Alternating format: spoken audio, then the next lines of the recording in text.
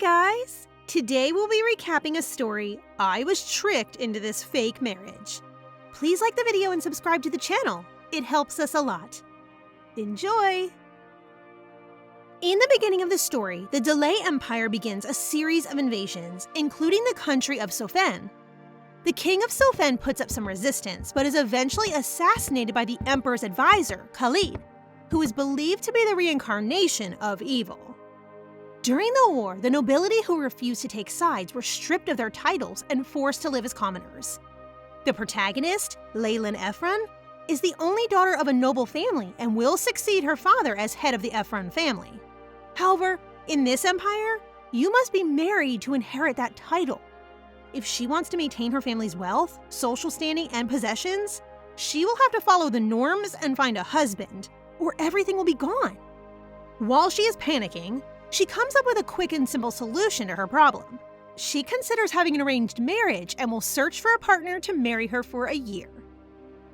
Leyrin approaches the head of the Nine Night Guild, a labor union that is known to be the best at selling private information, to help her find the husband she desires for her contract marriage. Leylin's mother sobs, thinking if she only pushes through with her husband's plans to let Leyrin marry Stan, they won't be having this problem, which Leyrin thinks is impossible because the guy is her own cousin. The protagonist is actually a 21-year-old college student who died in a traffic accident and was reborn as Leyrin Ephron, 21 years old and the only daughter of a count. She is happy to be reborn with a golden spoon, but she's sad since her country is dying.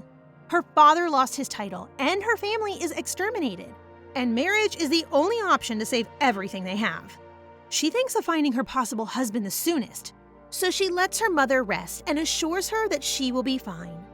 Soon after, she checks all the lists of the noblemen in their country but discovers no suitable man for her. Guys, I'll continue the story after this announcement. I am super excited to tell you that this video is being sponsored by War Thunder. What's War Thunder, you ask? No, just the most comprehensive vehicle combat game ever made. It's got over 2,000 super detailed vehicles like tanks, planes, helicopters, and ships that can engage in player versus player battles. You've got vehicles all the way from 1920 till today available. And what I like the most about it is that it has a very wide catalog to customize your vehicle to your liking, so you can fight in style. It's even got anime skins and characters from lots of franchises, and you don't need any complicated gear to play. A keyboard and a mouse is all you need. Start playing the game today by joining with my link in the description, and you'll even get a super bonus as a new player with lots of vehicles, boosters, and a special 3D Dakimakura. Sir Gillo Hayden, the vice captain of the Ephron family knights, wishes to talk to her. A 23-year-old noble who is talented, well-behaved, and devoted to his family. Though she feels he would make a good husband, he is engaged to and in love with Sarah, her maid. He then hands her a document and asks her to carefully read it, while our girl here thinks he's about to propose to her. LOL. What he means is for her to carefully look at the list of noble marriage candidates, but the candidate's profile is not guaranteed. However, there is a way to find accurate information through the Nine Night Guilds. They provide any kind of information in exchange for money.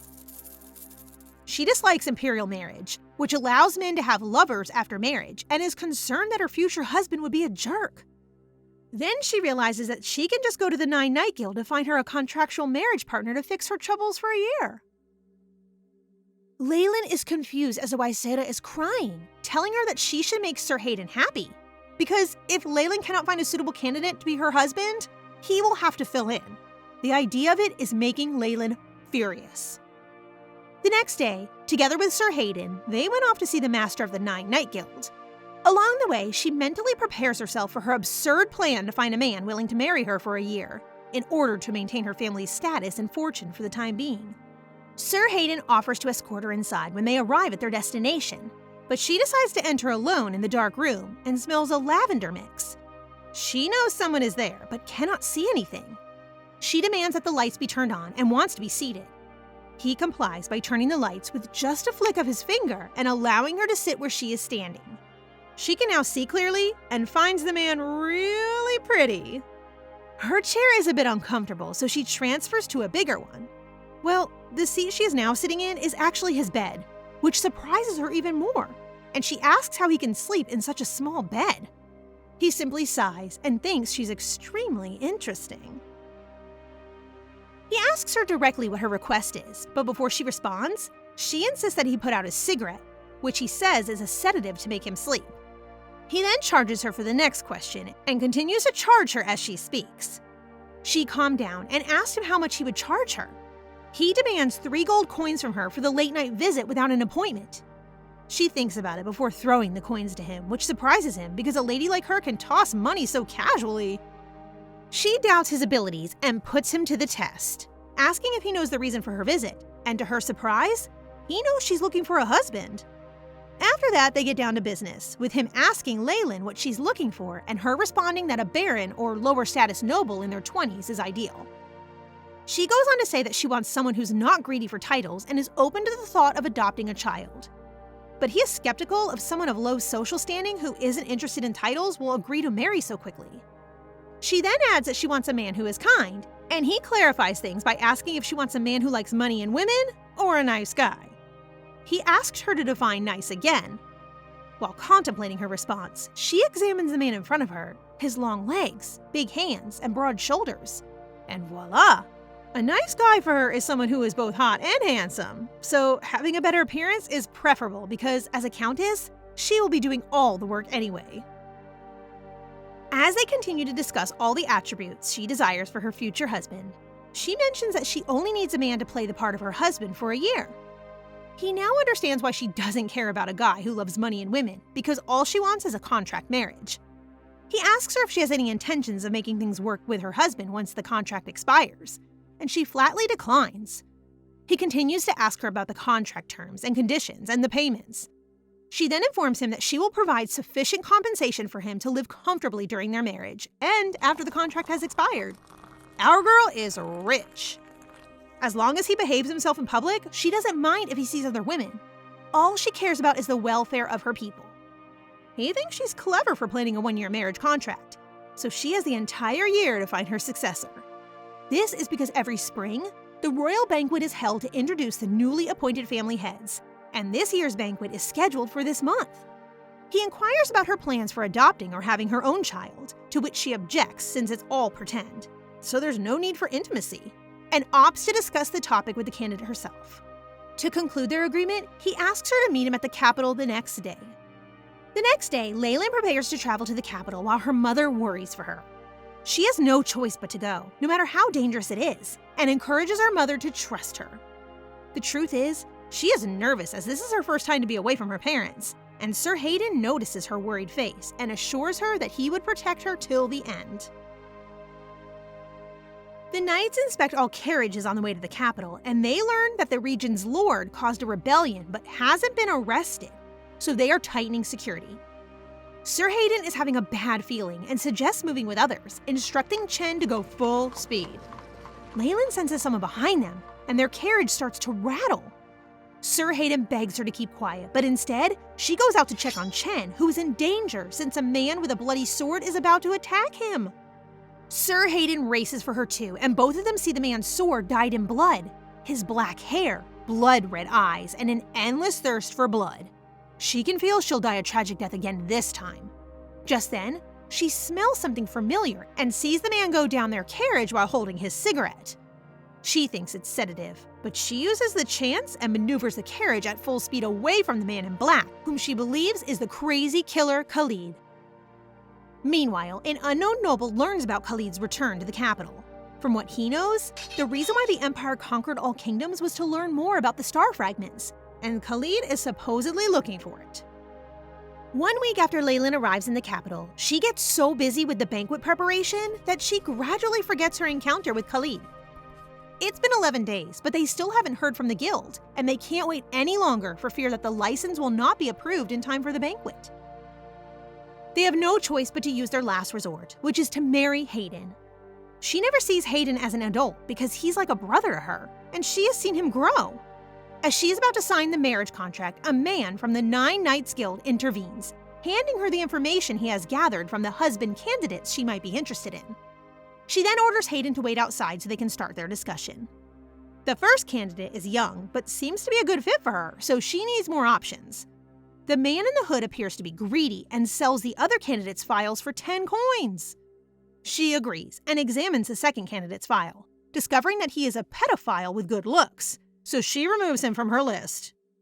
The third is also attractive, but he has 3 wives to support. Though she's fine with it since they will only be in a contractual marriage, but she just can't help but think of him as a scammer. Therefore, he's still a no.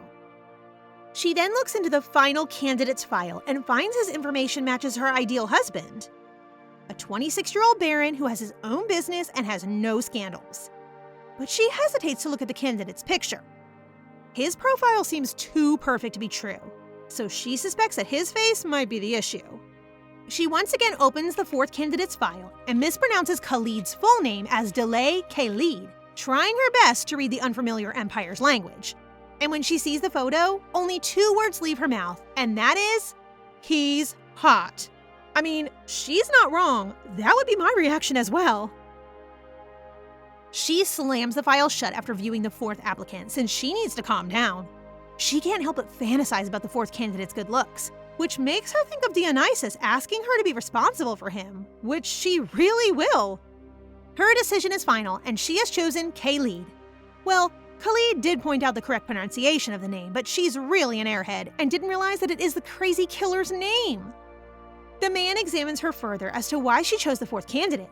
Simply put, she thinks he's a nice guy, aka handsome. The guy can't help but laugh and thank her for the compliment before he starts burning all of the files. Looking at how she just quickly scans the file, it appears she is unaware of the 4th candidate's job. When the guy tells her that the 4th candidate works for 9 knights, she merely assumes he's a chef. She is so caught up in her own thoughts and remembers the profile that says he doesn't like women, which makes her think Khalid might be gay. LOL. She keeps trying to remember his profile when the name 9 Knights starts to sound familiar to her. Finally. She realizes that her fake marriage will be with the 9 Knights Guildmaster Baron Khalid. And while smoking his sedative, he admits that he is the Baron this whole time. But from what she remembers, the man in the hood has blonde hair, so to stop her from mumbling, Khalid removes his hood to reveal himself. Leyrin is so smitten with Khalid that she thinks he can rule the world with his good looks alone. This girl is too shook to even recognize that he's the man on top of her carriage. And to receive Khalid's payment, the two start to discuss their contract.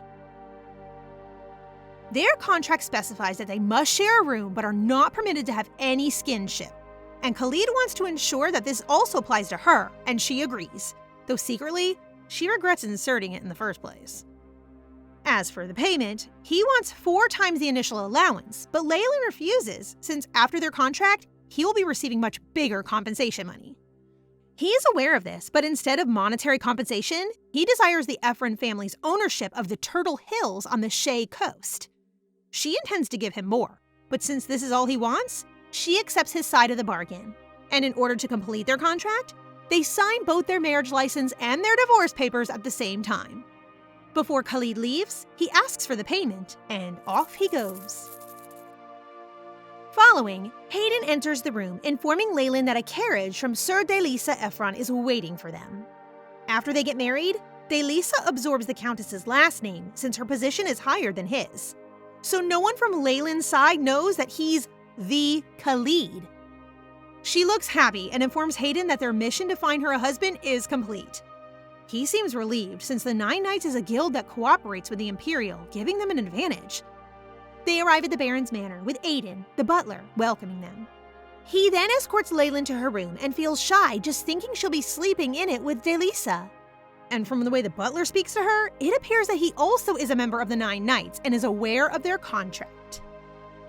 Meanwhile, Khalid is somewhere in the palace, having cruelly murdered a noble in front of a huge number of nobles, when the Prime Minister, rather than arresting him, demands that he do his killing quietly. Khalid's guild was formerly an intelligence group under the direct orders from the Emperor until he proposed to disguise it as a guild. He pretends to offer information while murdering nobles who seek knowledge to assassinate the Emperor. When the Prime Minister sees the dead man, he can only sigh and calls Khalid a crazy killer.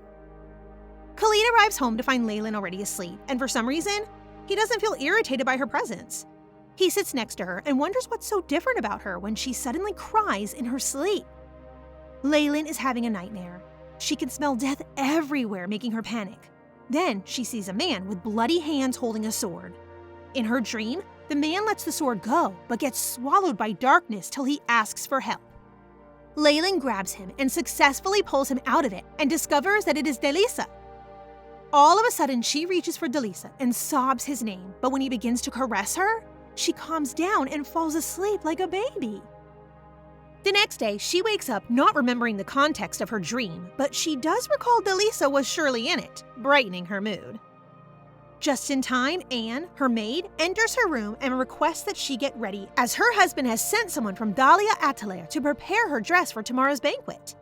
Leyrin has no clue why she's so excited about it, while Anne sobs as she tells her that the said fashion shop is the greatest house of fashion, and Madame Haine herself came to adjust the dress for her.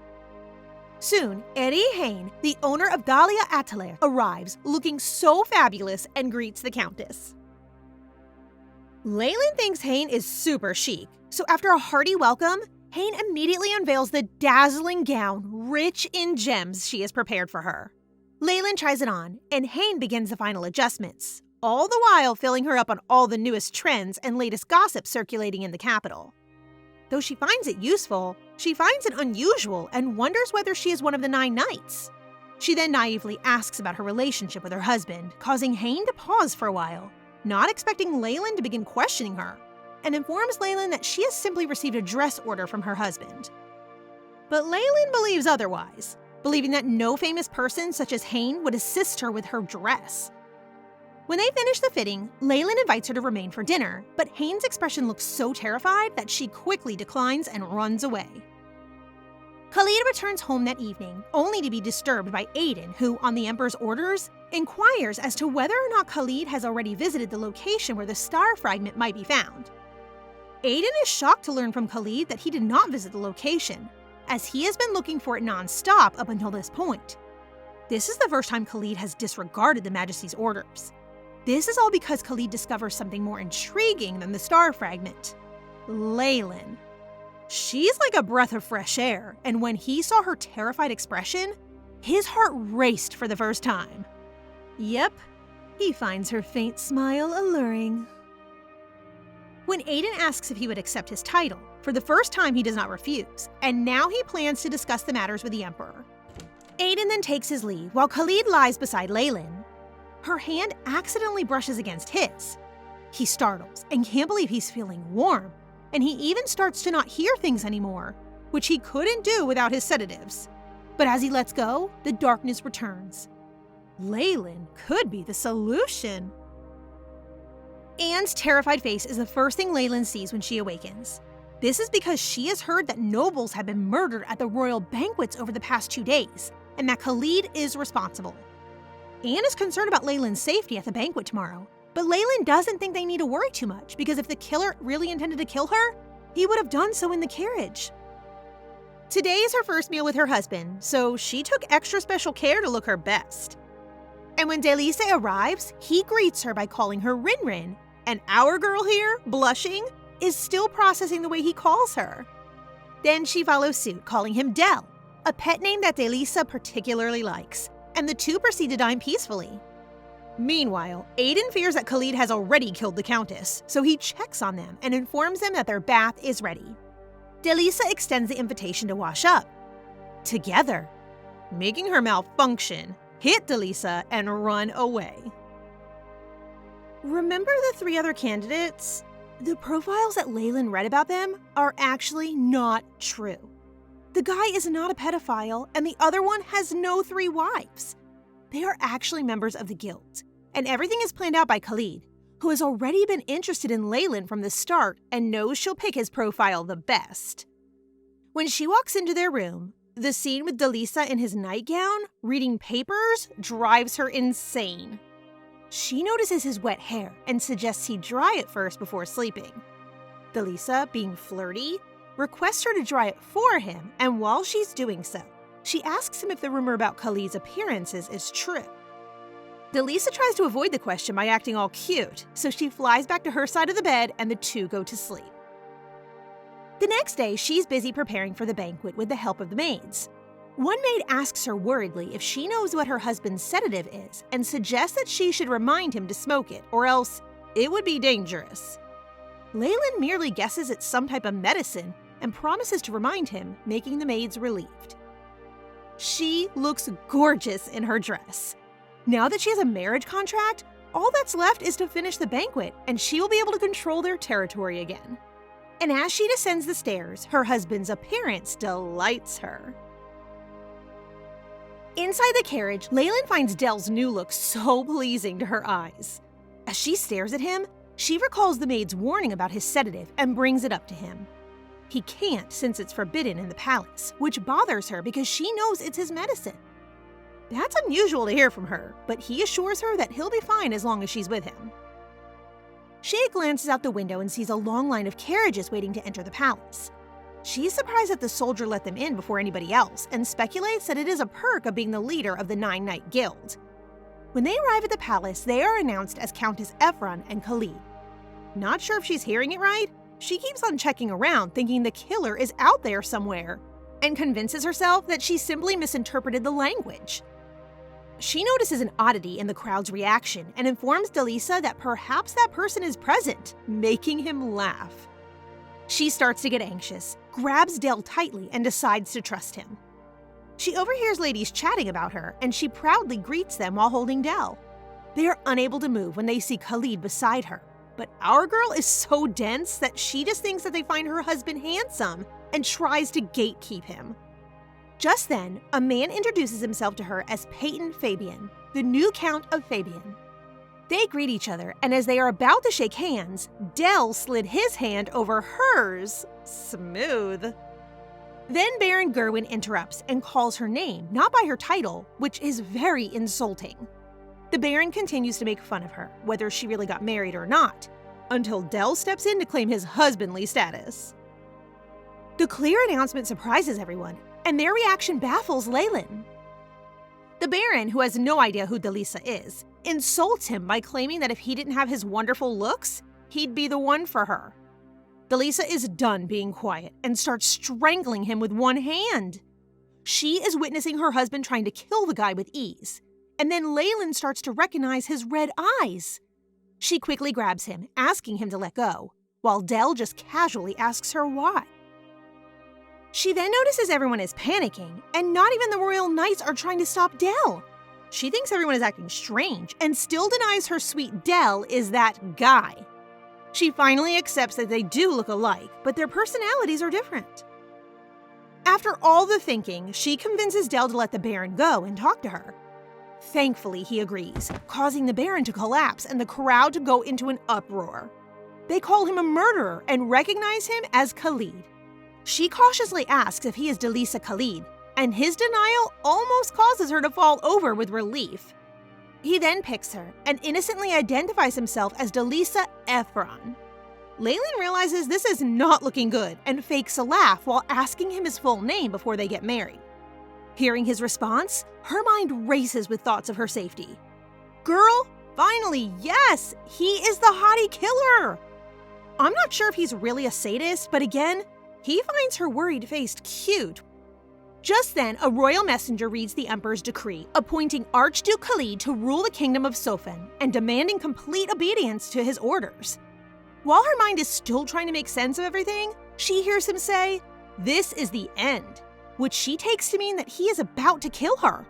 But he actually just wants to dance with her before they go home. She refuses and insists on going home. Leyrin is still shivering inside the carriage and feels even more scared when she catches him staring at her. He tells her to relax, but her mind is still racing over her impending death in his hands. She asks him about his sedative in an effort to calm tensions between them, and with a smile, he says he's fine as long as she's with him.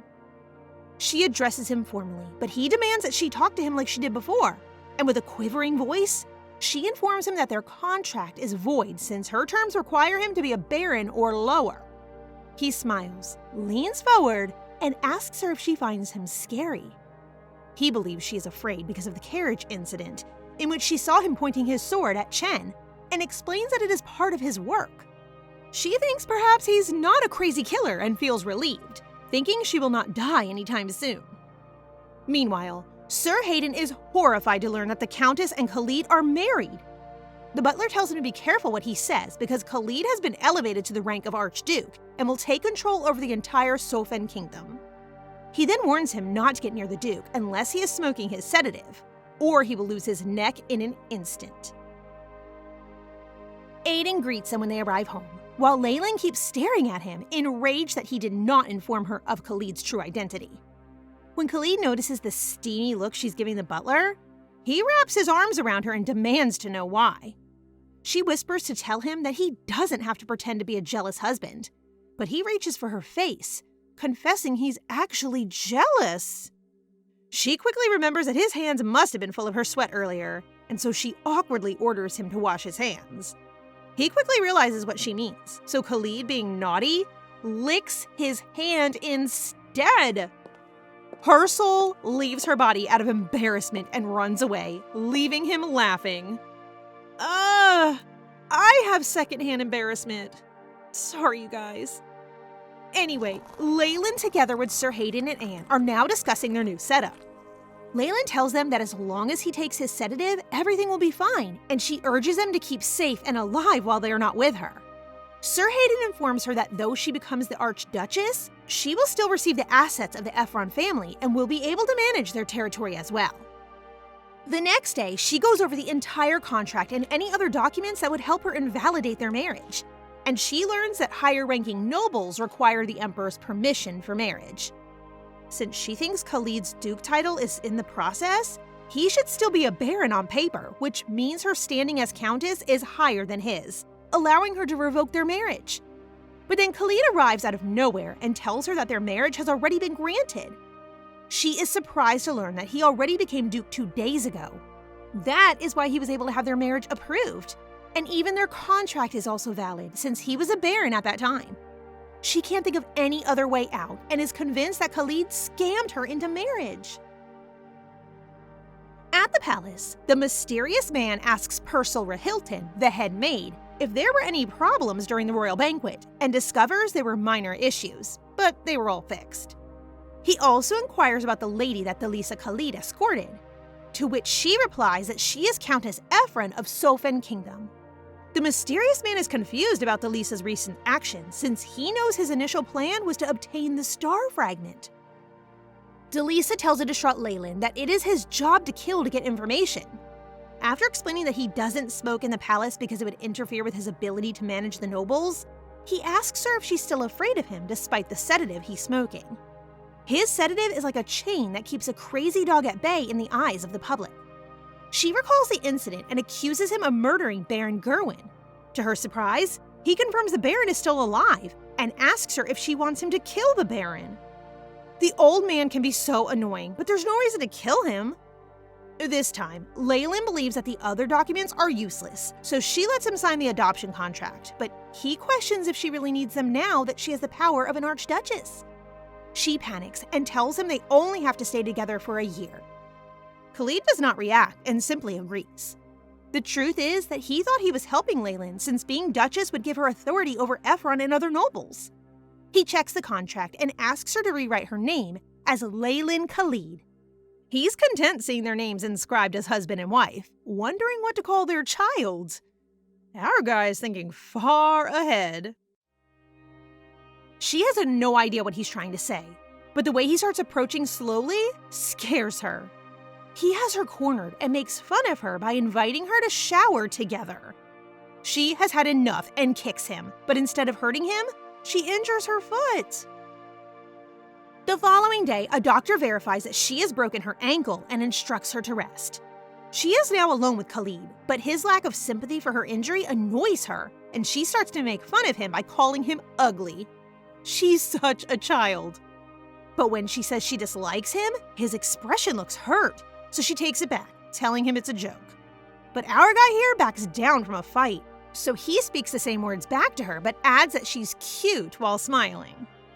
He is hardly resisting holding her when Leyrin bombards him with questions, so he has no choice but to use his sedative. He admits that when confronted with a lot of information, he easily becomes sidetracked since he hears everything from the birds on the clock tower to the maids bad-mouthing him on the first floor. As a result, he smokes to help block the sounds. They return to their discussion, and she plans to finish packing and travel home, but she appears to have forgotten something. Khalid reminds her that Sofan's internal affair is the responsibility of the Archduchess, his wife. Her. That means she needs to accompany him to the Sofan castle. She is now preparing to return to Khalid's castle to fulfill her duty as the Archduchess.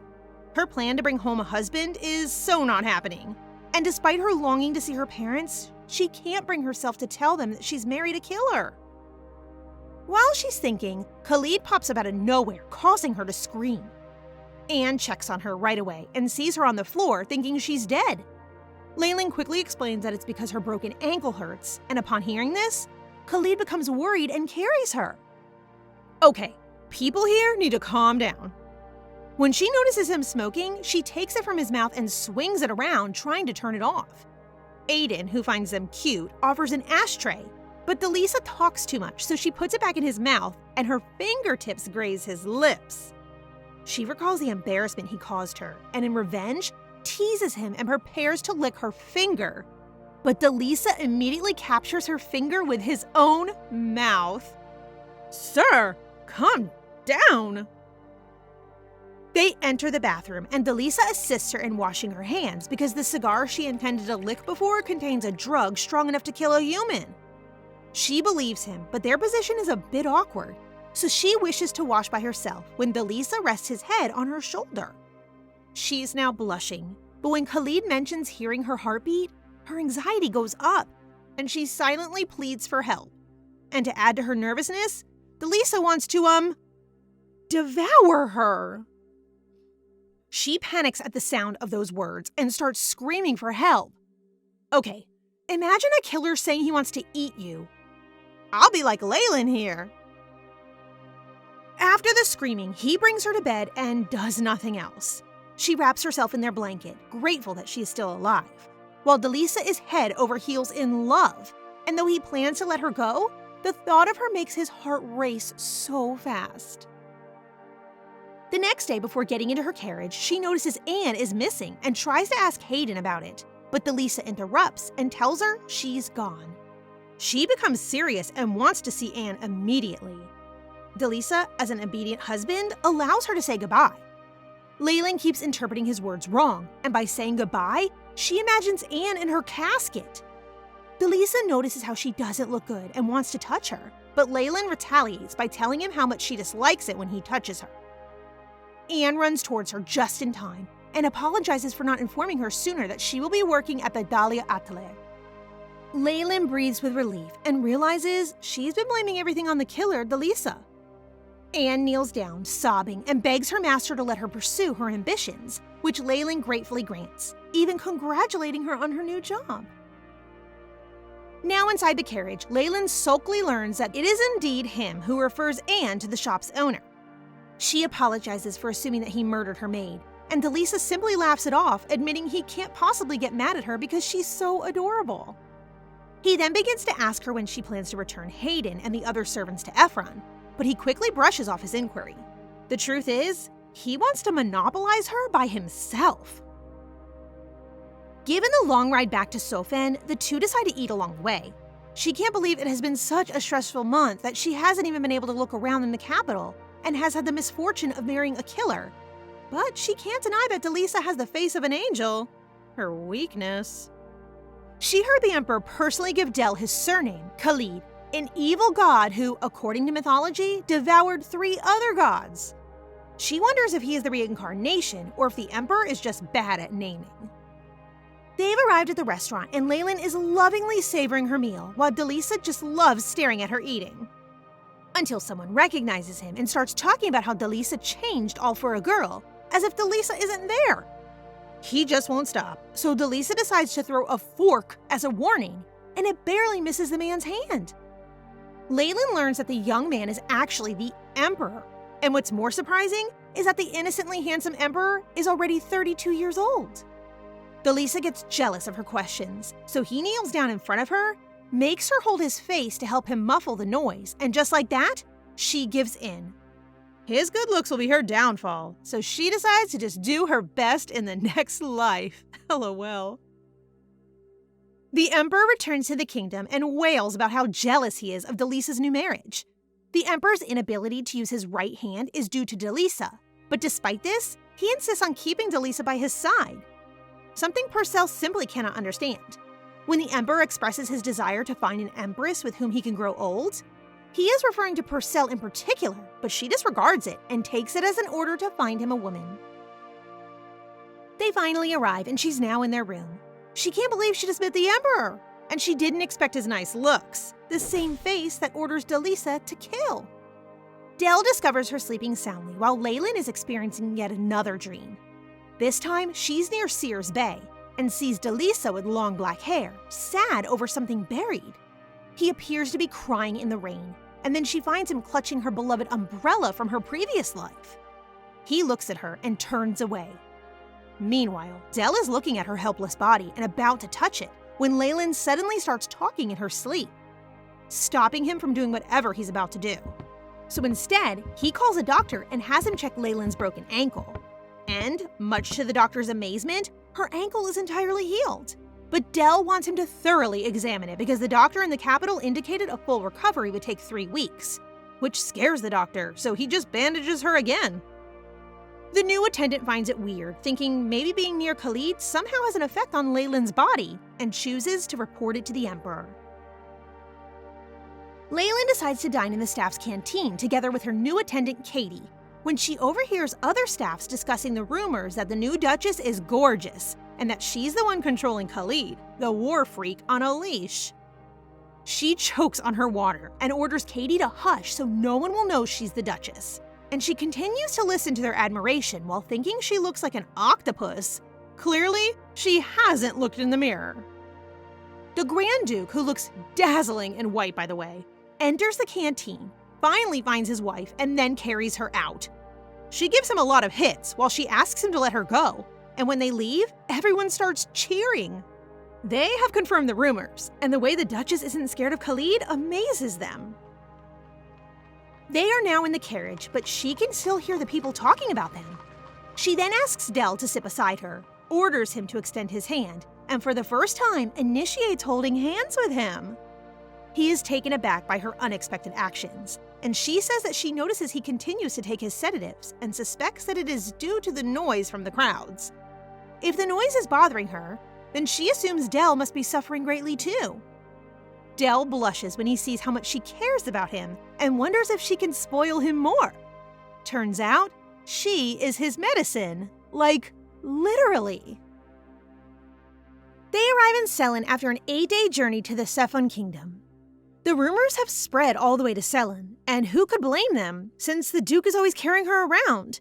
Now in her room, she chooses to remove her bandages and discovers that she has entirely healed, far faster than the doctor predicted. Later, Hayden and Leyrin have a final conversation before he and Chen return to Ephron. She intends to send them back home since she believes they should be reunited with their loved ones. After all, she will be returning home in a year as well.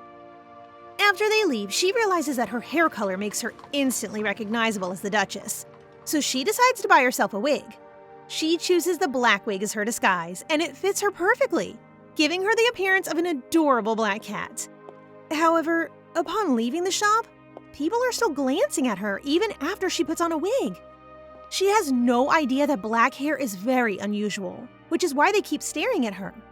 Suddenly, she spots a familiar-looking man with silver hair, and she tries to run after him, but it's so crowded that she can only call out his name.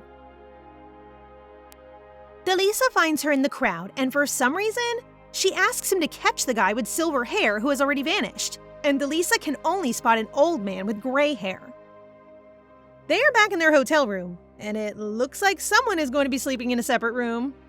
Dell is confused why Leylin's anger subsides as she considers that it wasn't Dell's fault and that she might have mistaken the guy for someone else too. To tell you who the guy is? Stand appears to be the cousin she was supposed to marry 6 years ago. She remembers how she stormed out during the announcement, and Stand left Ephron soon after, not knowing he's the current prime minister of the empire. Delisa, ever the thinker, is also giving serious thought to the possibility of them sleeping in separate rooms. Such a cutie. She then takes it back, but wants him to find the guy and specifically asks for his whereabouts only, to which he agrees. He exits the room, informing her that he would pay a visit to the Prime Minister since he's also in Ceylan. Meanwhile, Stand is convinced that he heard a woman, possibly Leyrin, shouting out his name earlier. He was selected as her future husband when he was just 5 years old. He fell in love with our lovely Leyrin at first sight, and they have remained close ever since. Leyrin constantly tells him about her previous life, while he merely thinks it's just her imagination. His affections only became stronger, but when she flatly declined their engagement, he was left confused, while the entire Ephron family blamed him. As a result, he fled and was saved from bandits by the Emperor, who discovered him broken-hearted. Poor boy. He has been working with the Emperor to conquer the world. He thinks if he becomes someone of high rank, maybe Leyrin will want him back. That time, he discovers that the Emperor wants something from Sofin, but has no idea where the exact location is, which we know is the star fragment. Moreover, he learns that the Emperor helped him out of compassion for his own heartbreak. They are both experiencing unrequited love. The Emperor is in love with Purcell, a former princess from a northern kingdom destroyed 20 years ago who has ignored the Emperor's feelings until now. They're enjoying a drinking session one day when he meets a drunk Khalid for the first time.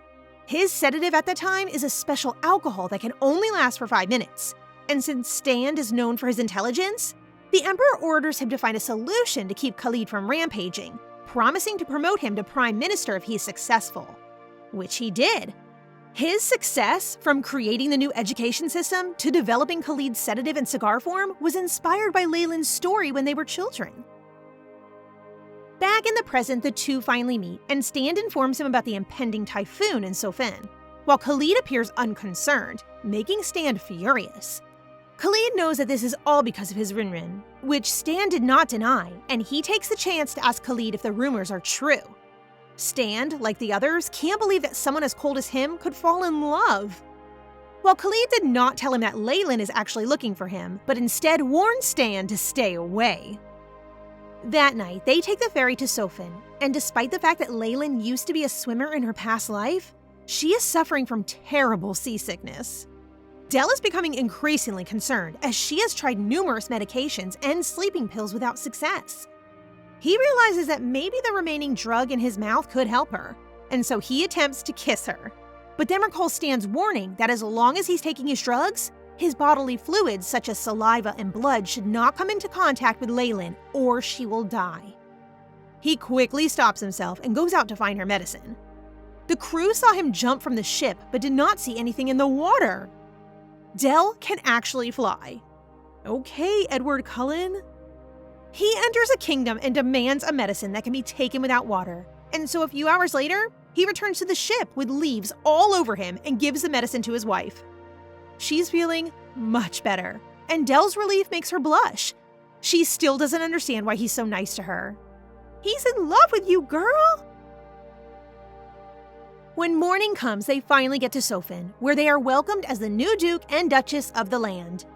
She is amazed at how many people come to greet them, as if they've forgotten that their new leader is Khalid, the killer. Then the after effects of riding a ship cause her to lose her footing, and without warning, and as always, Khalid carries his wife to the castle, while the people are loving their public display of love and begin cheering for them. In her previous life, Leyrin had short brown hair, and she actually went to her friend Suhi's house before her accident. Well, she got ditched by Suhi, who informed her she's with her boyfriend, and so it was on her way home when she got hit by a car. While she's on the verge of death, she hears a woman with fiery red hair call her name, Buyul, extending out her hand and promising to meet her soon. Just then, Leyrin wakes up from the dream about her past life, still not sure what that woman meant by the promise, and notices a fine man sleeping beside her. She still can't believe Del showered her with so much affection this morning, causing everyone to go absolutely bonkers. Del's reputation went through the roof when he made her his duchess, who was from Sofin. Leyrin now sees that maybe he agreed to their marriage so he could use her to win back the trust of the people. Even after discovering this, she feels as though it doesn't matter. finally realizing that she may be falling for him.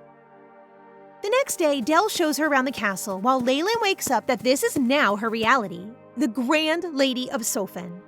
She can only blame herself for wanting a contract marriage, but then she thinks something strange has happened because Delisa's profile was the only normal one among the candidates.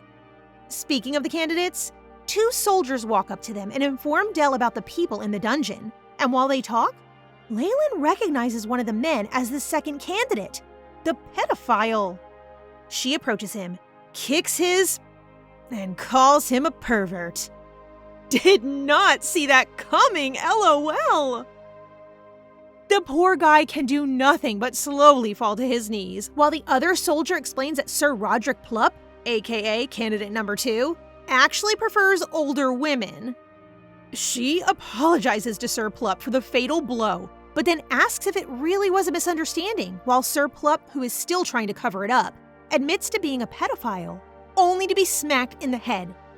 Now she believes that everything about the candidates is a lie, and that the 9 Knight have been deceiving her from the beginning, while Delisa can only stay quiet, unsure what to say.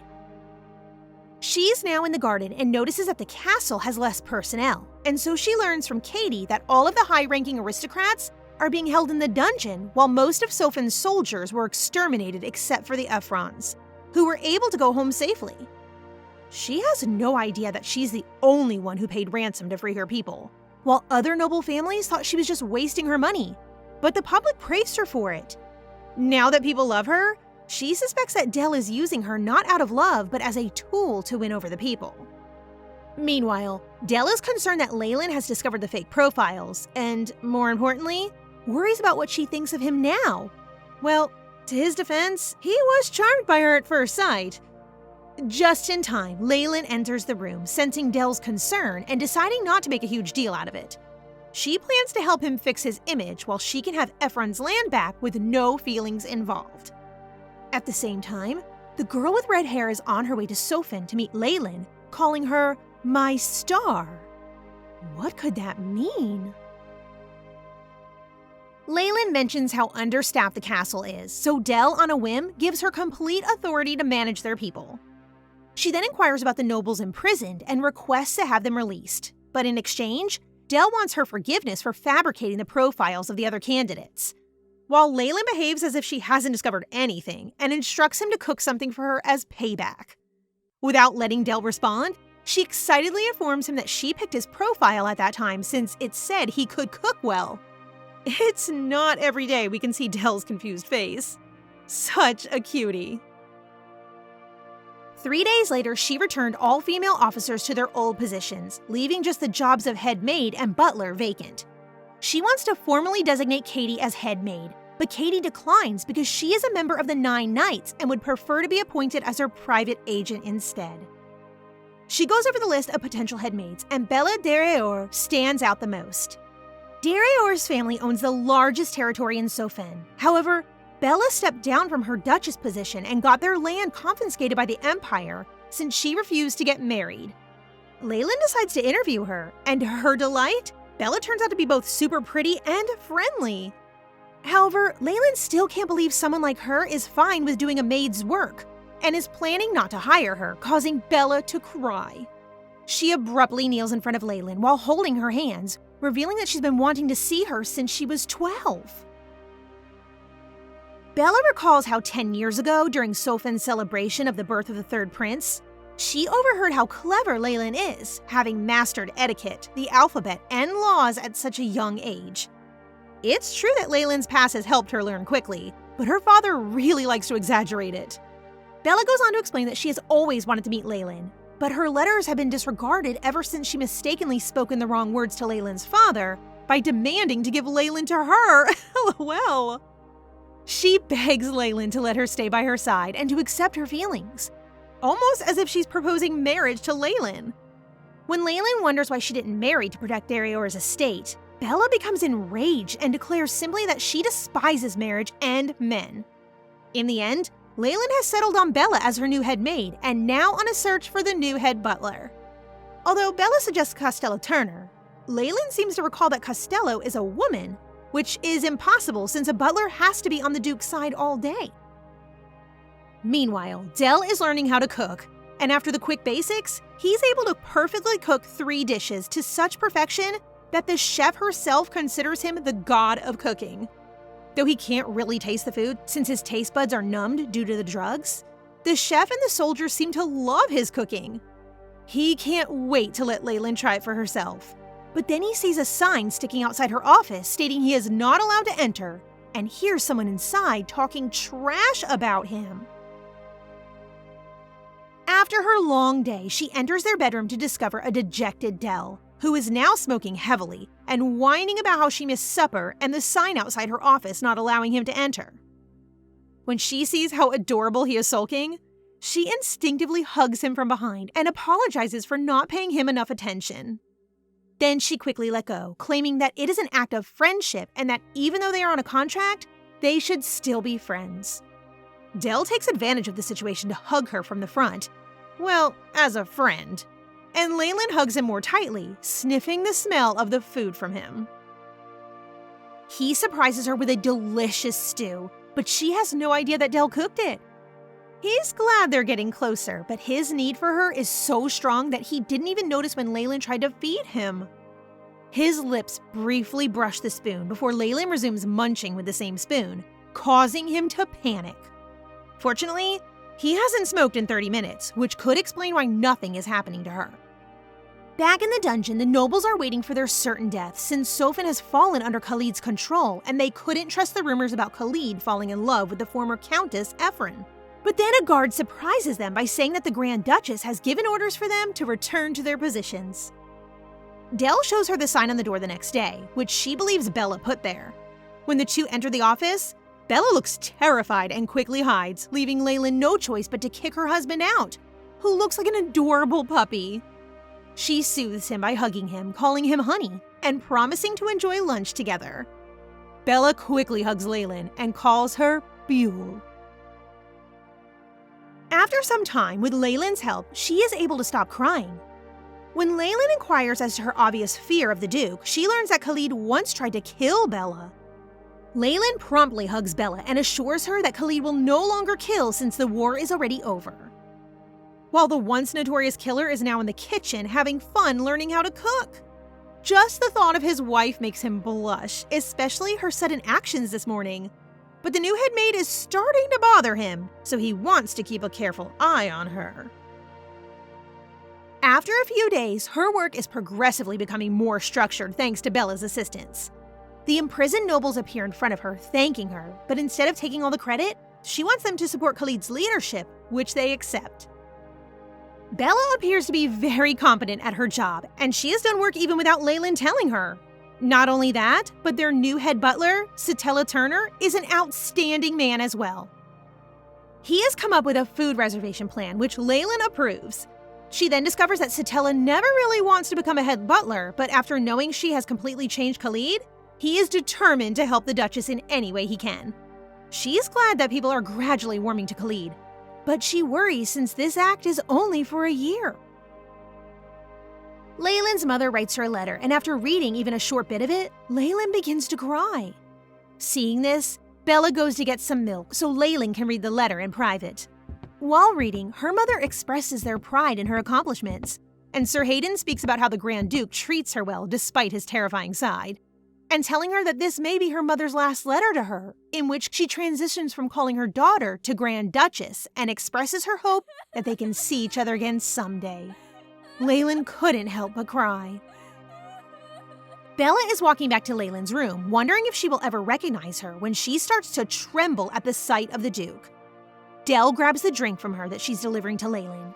After his investigation, he knows Bella's prior name is actually Jeanette Derriere, and after her brother's unexplained death and because her father's now in a coma, she becomes the next heir. Bella talks back, denying her own family, and as she walks away, Khalid senses a power in her that makes him very intrigued. When he enters the room and hears Leyrin crying, he begins to regret his choice to make her a duchess. He thought a higher rank would make her happy. The next day, she schedules a tea time with the noble family in Sofin to assess the post-war situation and damages. The tea hour is going well until she mentions Del, which is still a long way off. Just then, Del arrives, and she uses this chance to change their impression of the Duke. What's the best way to show it? Through a kiss. Del has malfunctioned after her unexpected request, then pulls her and starts kissing her anywhere but her lips. The nobles have never imagined seeing Khalid so in love, and how he looks so captivated by the Duchess. Look at that smile! Del is so done resisting and carries her back to their room, unconcerned about the nobles behind them. Bella finds the nobles in tears, feeling safe now that they have witnessed how madly in love the two are. Leyrin has given Del consent to keep kissing her, but she wonders why he starts acting differently, and learns it is because of her scent. She has a scent that has an unusual power that's similar to his, and now he notices that it is growing in her, so he decides to test it by smooching her more. She keeps him calm more than the drugs can do, as if he doesn't see her as a woman. Well, that's what she thought. Meanwhile, Bella is searching for Leyrin, concerned that if Khalid continues to touch Leyrin, his memories may return, complicating everything for her. Suddenly, a god named Purpla descends, calling Bella her real name, Arbella. It looks like Khalid has already beaten him and is back to get his revenge. He just pays Arbella a quick visit to inform her that in order to avoid being sealed by Khalid, they must work together. But she understands that even if they combine their powers, it will not be enough to defeat Khalid. He also mentions that it's him who's going to be with Buell forever.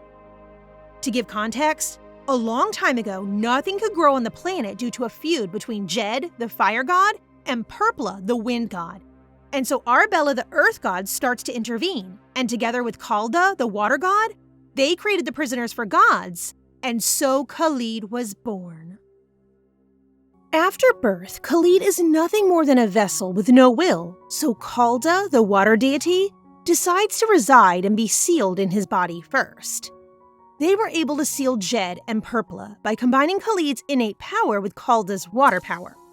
Arbella, on the other hand, felt scared, but according to her, she never meant to run away. Meanwhile, the Emperor is going through hell with paperwork because Stand hasn't returned and is still on vacation. And to make matters worse, he hears word that a rebellion has begun. He then sends a letter to Khalid, ordering him to look for Stand, but Del, being Del, he simply burns it in front of his butler. After a month of serving Del, the head butler no longer fears him since the Duchess has made him more approachable. Speaking of the Duchess, Leyrin is upset as she didn't get enough sleep last night after Del kept smelling her like a freshener. However, as a Duchess, she has work to do, and today she's having a meeting with some administrative workers to investigate the anomalies she found after reviewing their annual account book. The Bernard family was responsible for the previous renovation of the mansion's meeting hall, but they did not disclose the expenses related to materials and labor. Instead of feeling terrible, they try to convince her that it was approved before they even arrived in Sofin. So Leyrin begins to scare them by invoking the Duke's name, which, of course, Bella exaggerates how much the Duke loves money. In the meantime, Del now really enjoys cooking and wants to offer it to Leyrin when he once again hears Bella talking trash about him. Leyrin plays along with Bella, warning them that the Duke, who loves money, won't even give her 3 golds, and that if he finds out about the messy account book, he might put them to death. When they realize it, they swiftly kneel to her and plead for assistance, so Leyrin tells them to bring a 5-year financial report. Well, Del hears everything from the outside, so he quickly orders his butler to call all the famous jewelers and plans to rebuild the construction of Margarita Castle, which is known to be covered in jewels. The first king of Sofin wants to give it to his wife, but fails due to a lack of funds. But money's not a problem for our guy. He really wants to show how gallant he can be when it comes to his wife. Satella promises to keep it a secret from Leyrin, and then informs him that Baron Sentaze, who has taken over the state of the Bernard family, has sought Del's audience, to which he agrees. The next day, Leyrin intends to buy a gift after learning that Seira and Sir Hayden are finally getting married. So she goes shopping with Katie, who says that perfume is the perfect gift for newlywed couples. Meanwhile, Baron Sentaze arrives, and despite his dislike of Del, presents the Grand Duke with a token of his support for his new leadership. He thinks the Grand Duke will come to like him, but instead, Del asks him about the taxes he should pay for the assets he owns. The Baron tries to act innocent in front of the Duke, which is not a good idea, sir. Dell knows the Baron took advantage of the war and stole the Marquess state, Bernard's region, which is supposed to be his. As a lesson, Dell emits a terrifying aura that causes the Baron to gasp and scream for help. The Baron begs for his forgiveness, which Dell surprisingly agrees to, but wants him to pay for the overdue taxes immediately tomorrow without missing a single dime. After meeting with the Baron, his butler is curious since Dell can just confiscate Bernard's territory. This is because Dell knows Leyrin is working hard to uncover the source of corruption, which includes the Baron, and he doesn't want to disregard his wife's efforts. Leyrin and Katie enter a perfume shop, and she finds a perfume oil that is said to be specifically best for newlyweds, which she thinks is a massage oil. She buys one as her gift, then buys another one with lavender scent for her husband, which makes Katie and the owner blush. I wonder why. Anyway, after shopping, Leyrin overhears some ladies discussing the rumors about how frugal the Duke is with his money, which she knows have been spread by those administrative officials. But this quickly changes as they begin fangirling after hearing the Duke plans to give her the most exquisite jewels and even personally cook for her. She rushes to the kitchen after arriving home, still unsure whether the rumors about Dell cooking all of her meals are true. As soon as she walks in, she notices how lovely he is while cooking and quickly makes him do the Salt Bae, which is, well, 100 times more attractive. So we should call him Salt Dell. Leyrin is so taken with his cuisine that she wishes she could marry him so she could eat it every day, and Dell takes her word seriously. He asks her to stay forever and confesses his feelings. When he was 5, all he remembered was his name, Delisa, and found himself surrounded by fire and noises began to ring in his ears. The only thing that quiets him down are the tranquilizer arrows fired by the soldiers on the orders of young Asher. And despite looking pathetic with arrows in his back, Dell chuckles since for the first time he experienced silence. The kingdom was actually hunting him down and labeling him a monster with fire and wind power, which is why Asher dubbed him Khalid after the evil incarnate. For the past few months of being captive, Asher has considered Khalid useless. He does nothing but asks for his drugs, so they've tried to kill him many times, but no weapons can penetrate his body. One day, Asher made the wrong decision of not giving him his precious drugs, and as a result, he lost his arm to him. Fortunately, Khalid did not kill Asher since he needed him to supply his medications, so he became the prince's tamed beast. Asher even ordered Khalid to kill the former emperor, his own brother, so that Asher could take the throne. In return, the prince assured him he would track down the star fragment that, according to myth, would finally allow him to have eternal rest. In 14 years of working under Asher, they found nothing until he met Leyrin and instantly fell in love at first sight. Back to the present, Leyrin starts to become teary and expresses how she likes Dell as well. He smiles so sincerely now that his feelings are finally being reciprocated, but their joy is brief when they both have a vision of Dell with long hair at the Shea coast. At the same time, Bella feels Leylin's awakening her power?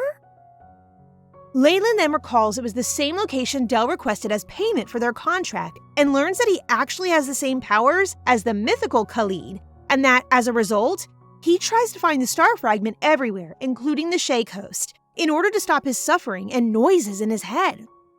But he stops looking for it after he met her, who makes everything peaceful for him. Now that she is aware of this, she believes it's the same reason he made Sofin his territory. But he eventually admits that Sofin is his gift to her and gets really afraid when he finds she did not like it. The misunderstanding has now been resolved. However, they wonder why they saw the same vision and plan to visit the coast when they go to Ephron for Sarah's and Hayden's marriage. That's when she remembers the present she bought for him.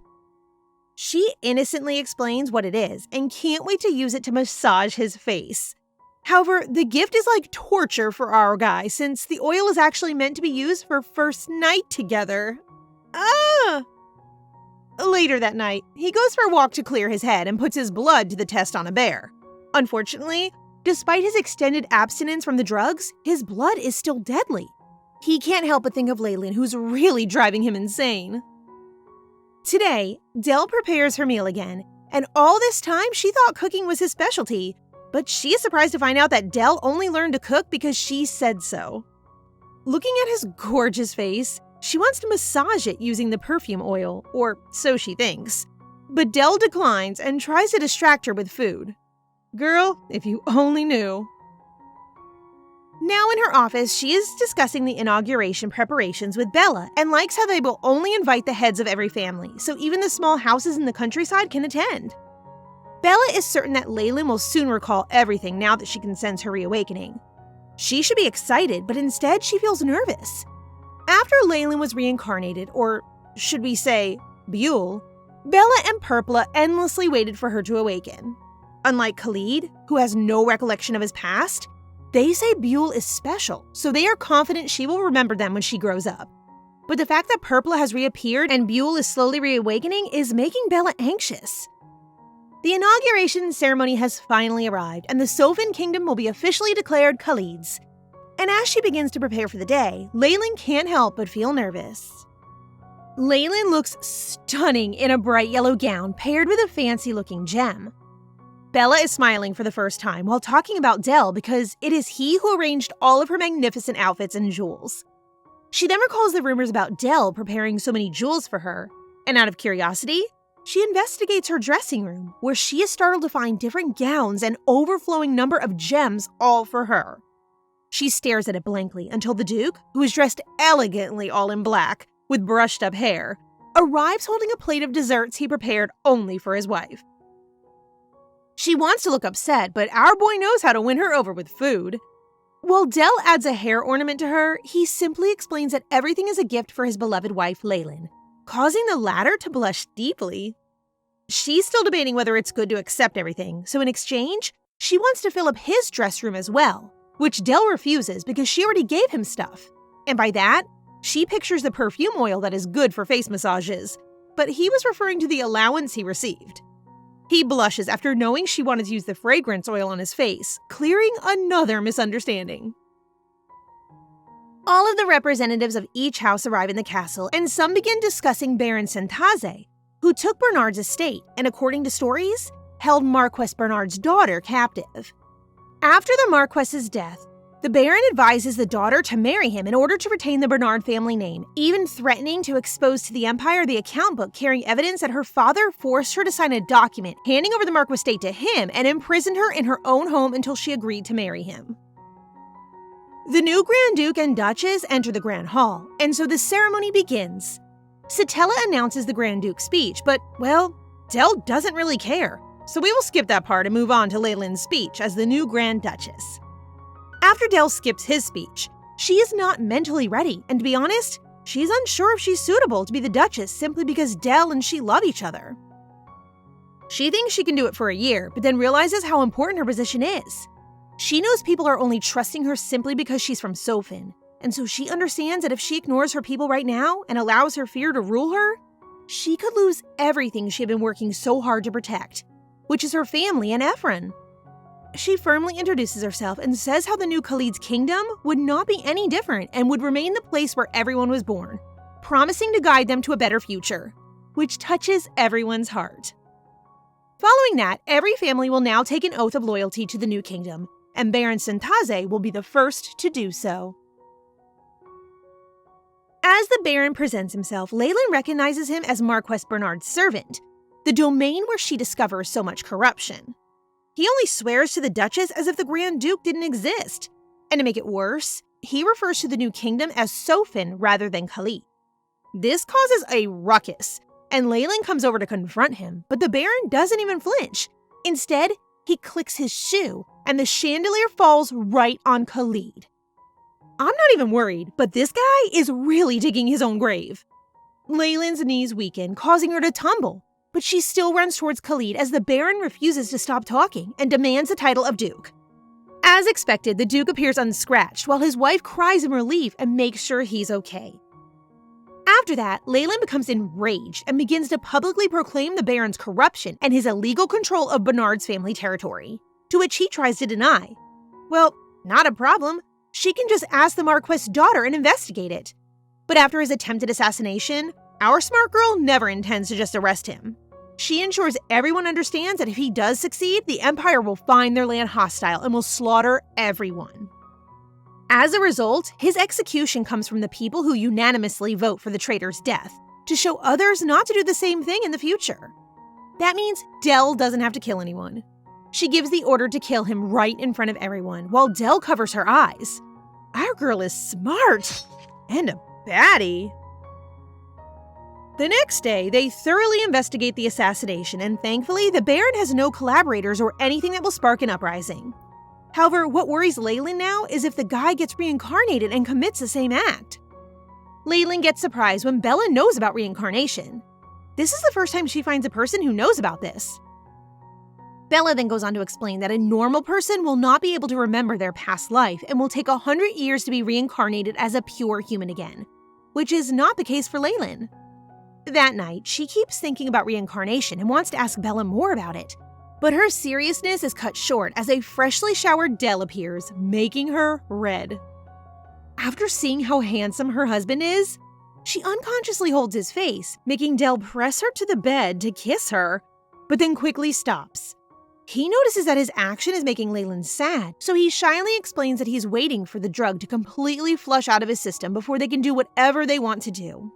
She then finds out that Dell is using the bears to see whether the drug in his body is gone, making our overly imaginative young lady believe her husband is kissing the bears to check it out. He is so done with her weird ideas, like how she comes up with all these allegations. So he covers her mouth and explains that he makes the bear drink his blood. I can't with this girl, but cute. Now that he's finally told Leyrin about his problem, he starts kissing her anywhere besides her lips. However, this only frustrates our girl, so she stops her husband and promises to wait till the drugs in his body are gone, which only drives our guy insane because he would do it right now if he could. So he plans to leave for a while to go to the Empire to calm himself when suddenly, white fog appears before them. It looks like this is not something new to Dell, so he uses a blue gem and instantly the fog disappears. He wonders why Leyrin can see the fog too and explains that they are the souls of dead people lingering around him, and the only thing that can make them vanish is the blue stone, which possesses earth and wind power. After learning of this, Leyrin can't help but compare him to the legend's Khalid, and perhaps he is the evil's reincarnation. And since she keeps having dreams about him, she attempts to rearrange some mental puzzles and wonders whether they had a link in their previous incarnations. Meanwhile, Stan has actually gone to Ephron and is meeting with Leylin's father. He only visits his hometown for a short time before heading to Sofin, or the new Khalid's kingdom, to complete some duty. But Leylin's father is concerned about him because he will certainly meet Leyrin there. Stan looks sad but reassures his uncle that his feelings are all in the past. Well, I hope so. Leylin's father is still surprised to see Stan as the Empire's prime minister, Arbella, while his own daughter has also become a Grand Duchess. After Stan leaves to rest, a blonde girl enters Leylin's father's office, crying and calling him daddy. He plans to tell Stan about the child, but not Leyrin. It looks like he wants to hide the child from her. Back in Leyrin and Dell's room, she tries to explain reincarnation to Dell, believing that his mysterious power is tied to his previous life, and that he may be the Khalid of the legend. Dell is still unclear what she's talking about, and wonders where she learned it, until she finally admits that she is an example of reincarnation and has memories of her previous existence.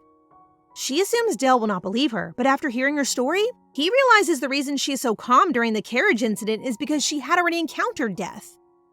Dell hugs his wife again while Leyrin snuggles up to him, telling him she doesn't care if he's the Khalid or not, making him blush again. This time, he couldn't stand her cuteness, and so that night, he immediately left for the Imperial Palace. Leyrin had a restless night and felt tired the next day. She had become accustomed to having Dell share her bed, but with a rebellion brewing in the capital city, Khalid's presence is now necessary. Girl, that's not it, but okay.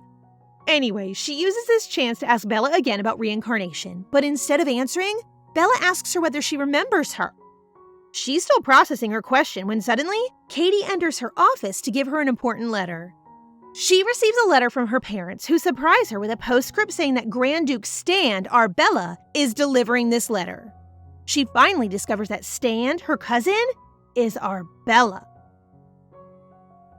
Bella and Katie are startled to learn that Leyrin is unaware that the Emperor has given the noble name Arbella to Stan Ephron, her own cousin.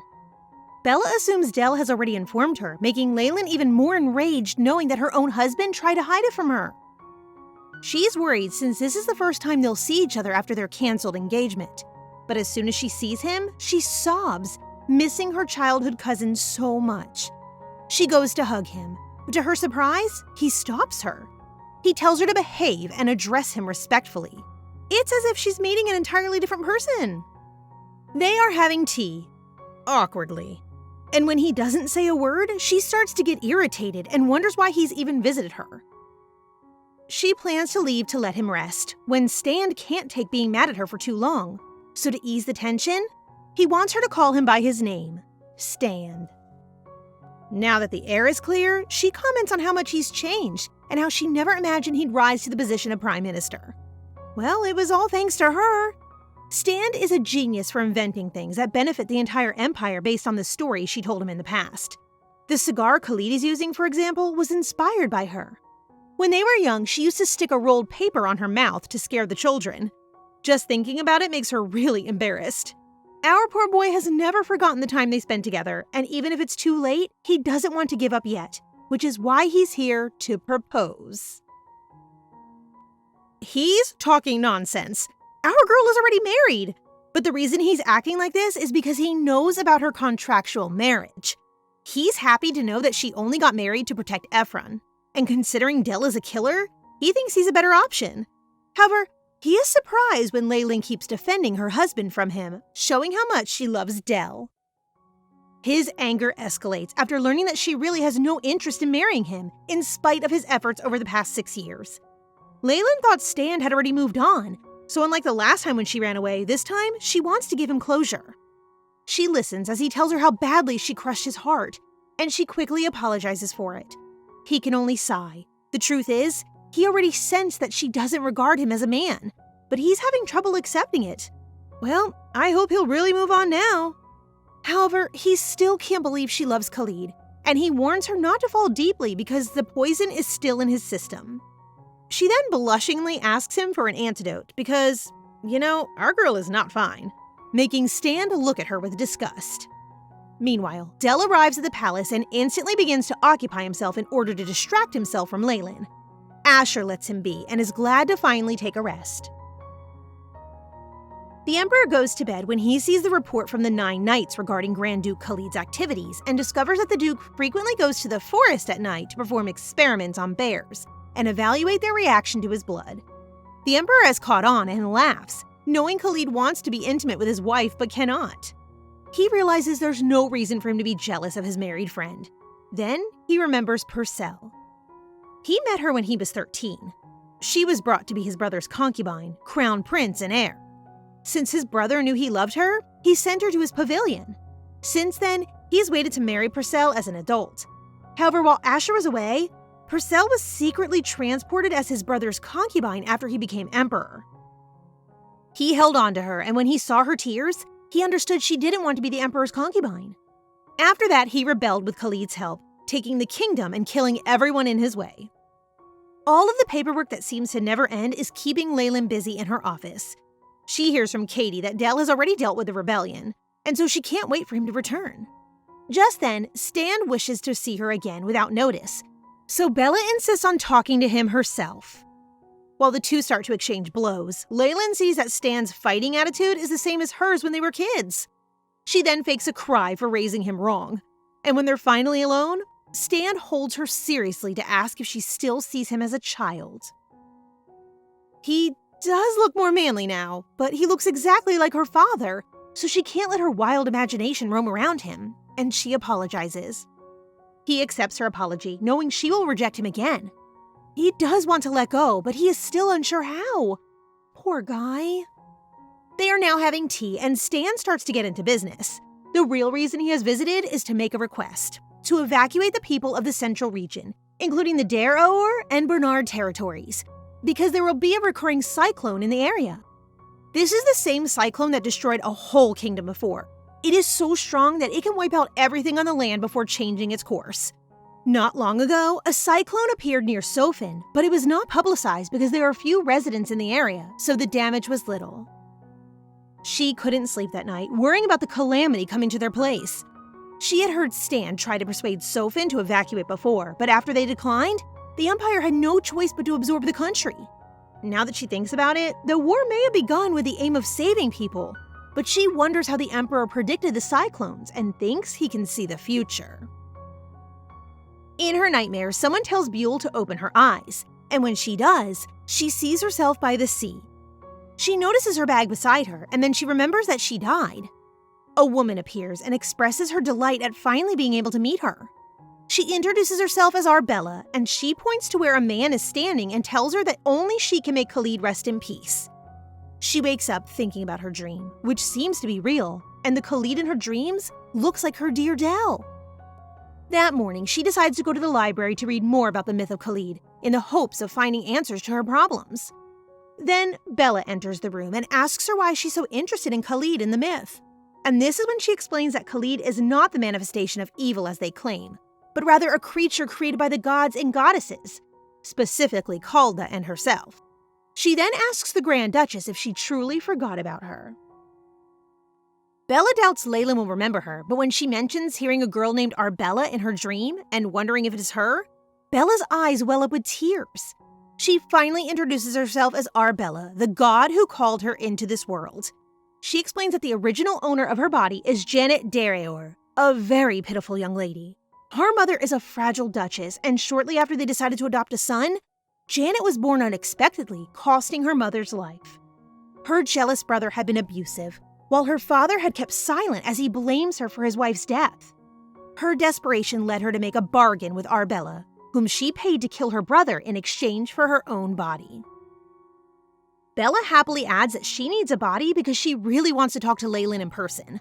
But the other reason is Khalid. After he possesses both Calda and Jed's power, absorbing Purpla causes him to hear all the sounds of the world. And since he still has a human body, once he absorbs her as well, she can't imagine what will happen to the world. So she's waiting for Leyrin, the star fragment, to fully awaken. But she did not reveal anything other than that. The next day, she finally finds her answer, that Del is really the reincarnation of the legend. She can't help but fangirl over the idea that her husband is like a demigod. Her joy, however, is brief, once she realizes the star fragment is supposed to provide Khalid with eternal rest. Meanwhile, her husband is still hanging around the Emperor, not wanting to go home to suppress his desire for her, when suddenly, he hears Leyrin calling him. Del rushes away after hearing his wife's anxious voice. And now that the uprising has been put down and Del is left, Asher's eyes light up with the joy of knowing that he can finally take a business trip with Purcell. That night, Leyrin is analyzing the new information she has received. But after Bella confesses her true identity and learns that she is the star fragment, Bella avoids talking about it.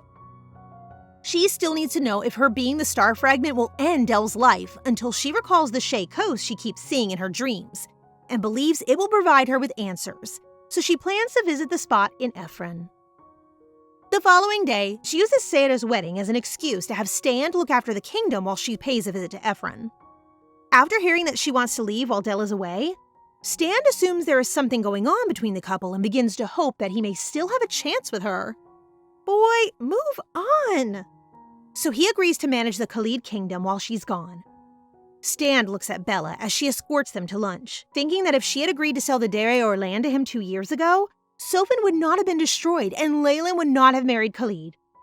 He assumes she intended to protect the Dereor family all along, but now that she's abandoned her title and begun to hang around Leyrin, he's furious.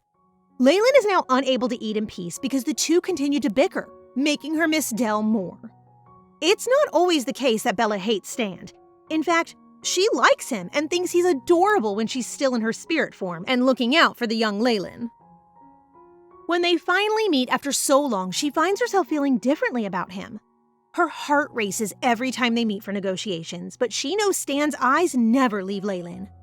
He tried to persuade her to marry other guys one day, which angered her, and she strongly rejected it. After that, because of the previous body and Janet's hatred of men, she never looked at Stand in the same way again. Oh, I might start to ship the two. Back to the present, Purpla appears again before Bella, informing her that the seed of wind he planted is starting to sprout. And then he asks where she hides her heart, her power.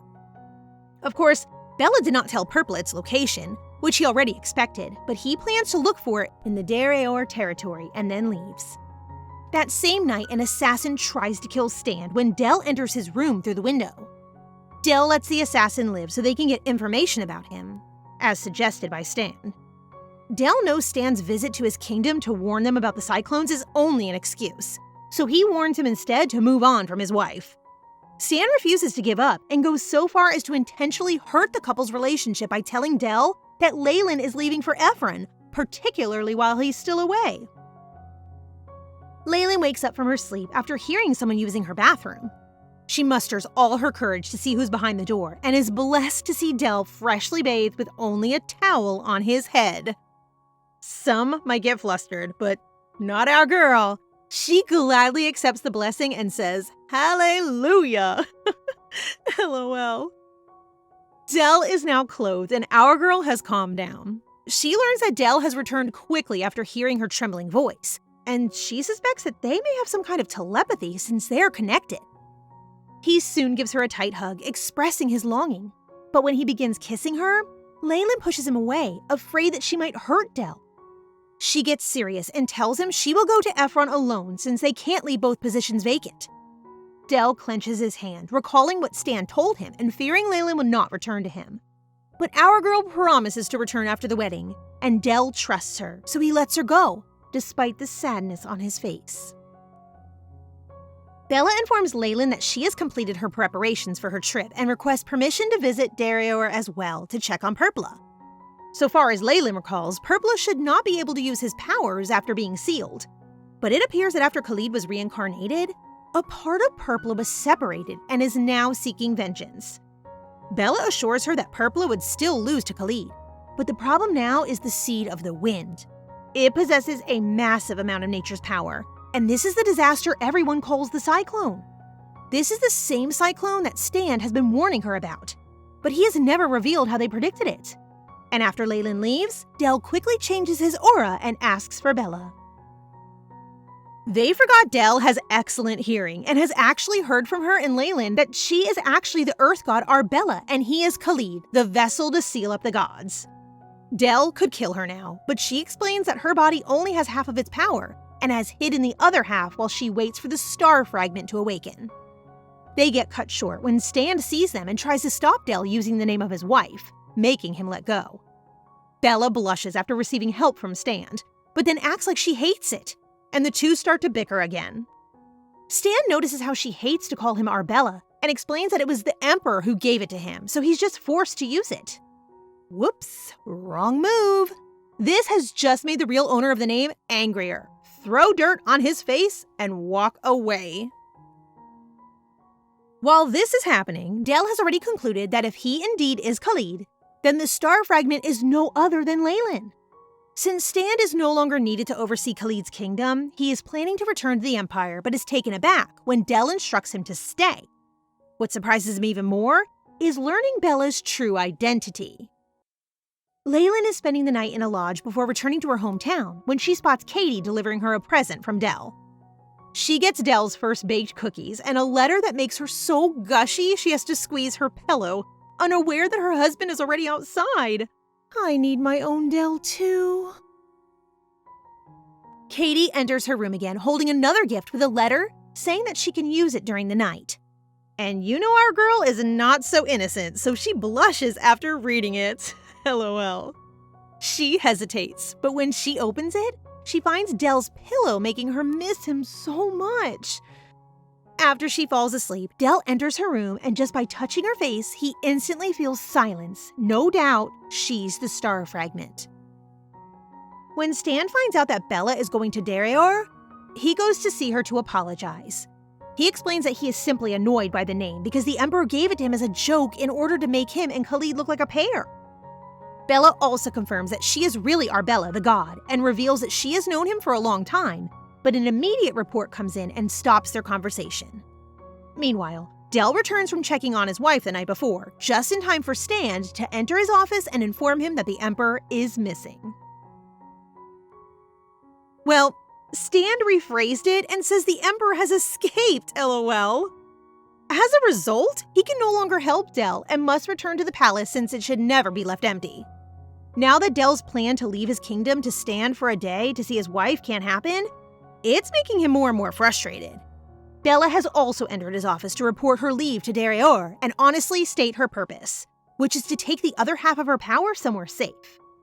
Dell is not someone who will trust her plans, but when she explains she's willing to be killed by him after the fragment of the star wakes up, he lets her go.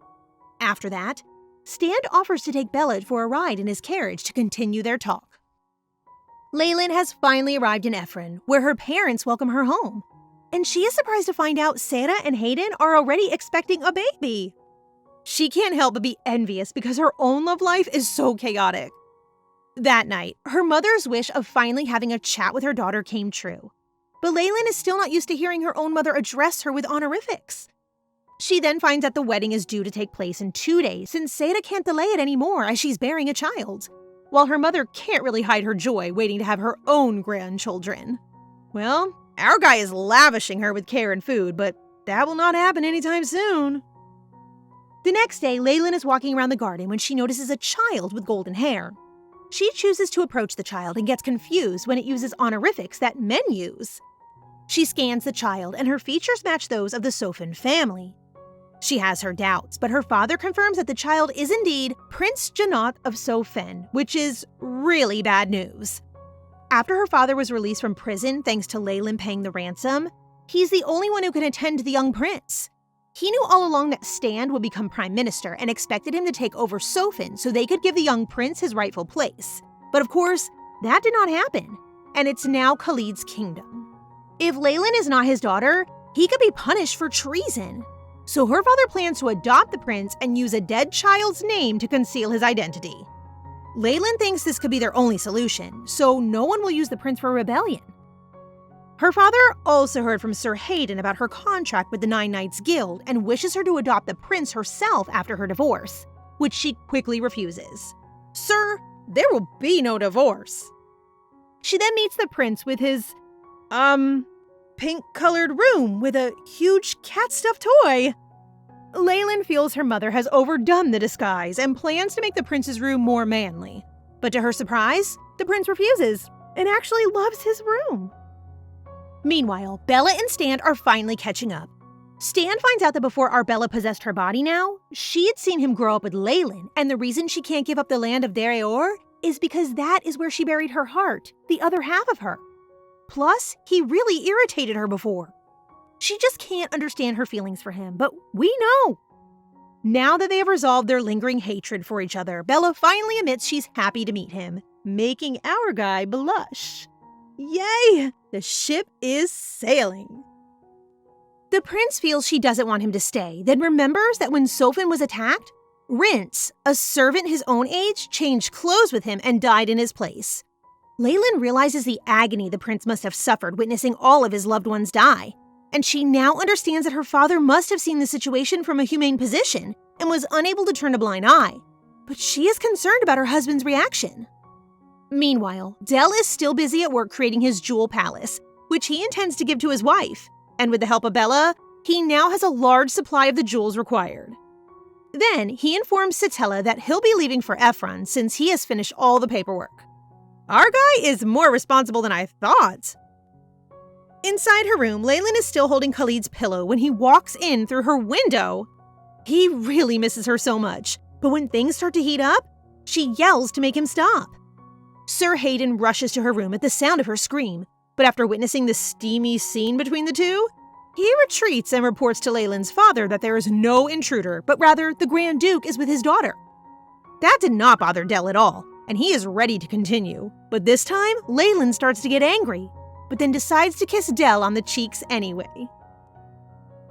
Now that Dell has calmed down, he assures her that she can adopt the prince as her successor under the name Janot Khalid.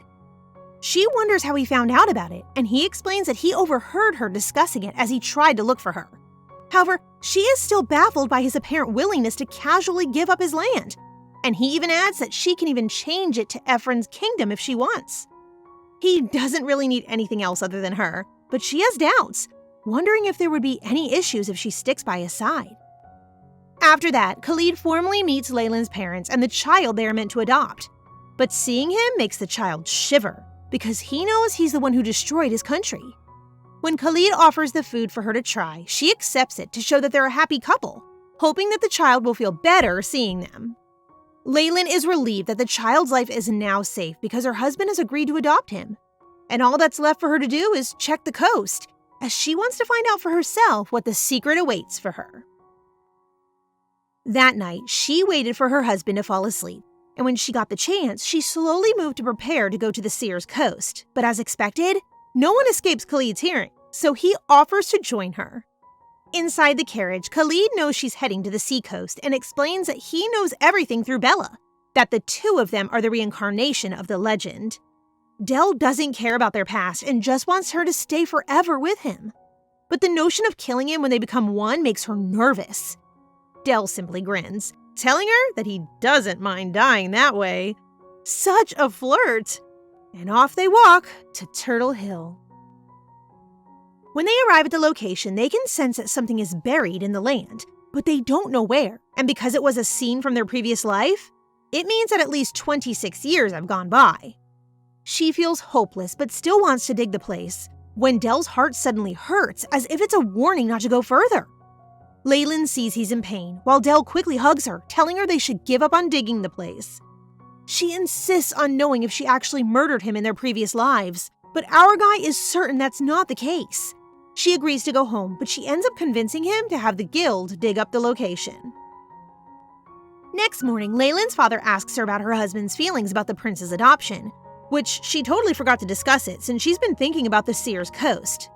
She decides to display to her father the other side of her husband, so she casually calls Del, and he walks in through the window not a second late. This is to show her father Del's amazing hearing, and what makes him more surprised is that Del already knows about Prince Janat before Leyrin can tell him. They then discuss the prince's adoption, and her father reveals that other than his desire to return the Sophan kingdom to the prince, he wants the prince to be her heir to protect her. If in the future something happens to Del, the Grand Duke, Prince Janat will give her protection from both the Empire and the old Sophan nobles. Leyrin wants her father to give the young prince enough education to rule at least Ephron first, and they will consider adopting him. Though it is still up to the prince whether or not to take Sophan, the three decide to wait and watch him grow. Meanwhile, Bella and Stand are now in the area, but he cannot stop fearing for her safety, so he insists on following her. Then, she proceeds to dig her heart out of the dirt, and her delight is interrupted by Purpla, who snatches it right away from her and warns her that he will kill Khalid and make Buell his. Bella then collapses in disbelief as he vanishes. Okay, she actually didn't see that coming? The wedding has arrived, and Seda praises her for the one-of-a-kind wedding gift she gave. Leyrin has no idea what she's talking about, and she eventually finds out that the perfume oil is not intended for massage. Leyrin is moved to tears as she watches Sir Hayden and Seda exchange vows, while Khalid watches silently. When the newlyweds prepare to leave for their vacation, everyone gathers to say goodbye, and Seda expresses how grateful she is that her childhood friend, the Grand Duchess, attended. They also headed for the castle, leaving regrets behind while they still want to make more memories in her birthplace, but their obligations are waiting for them. Inside the carriage, she thinks her mother has misconstrued her, so she gives her charms. She merely sighs. If they only know how she hopes to enjoy a passionate night with her husband. Secretly, she is shouting that she hasn't even opened the bottle of perfume oil. Khalid asks her to arrange a wedding because he wants to see her in a wedding dress and exchange rings just like he saw at the wedding, which she happily accepts. She feels enthusiastic, thinking that if they have a wedding a month later, maybe by that time they may finally, Her husband notices her cheerful expression while dreaming about that big event and tells her she's incredibly sly. However, Del worries that it might take more time than a month for the drugs to flush out, and worse, maybe his own existence is dangerous. And as if she hadn't heard anything, she tries to kiss her husband, but gets turned down. Even after returning to their castle, Leyrin continues to carry out her surprise kiss attacks. And as much as Del wants to, he's in defense mode around her. Cuties. Stan witnessed how much it hurt Bella after Purpla took her power, crying as if she had lost all hope, and he wants to figure out the deep reason behind her misery before returning to the Empire. She opens up, saying she's worried that Purpla will defeat Khalid and prevent her from achieving her dream of being absorbed by Khalid, staying inside him and being loved by Leyrin through him. But he opposes her, and just as she softens Stan's heart, He offers her the sincere advice that she too is worthy of love. She likes him without her knowing it, so hearing this causes her to break down in tears, and she impulsively kisses Stan since the idea of falling in love and being loved has never occurred to her. She has simply devoted her life to making Leyrin happy, but his words crack all of her senses, making her really bold to ask him to spend the night with her. Like, really bold. The missing emperor is actually in their kingdom, and Leyrin has no choice but to have tea with him. However, his childish behavior really annoys her, while Asher can only laugh at how frank she is, so different from the others, just like her husband.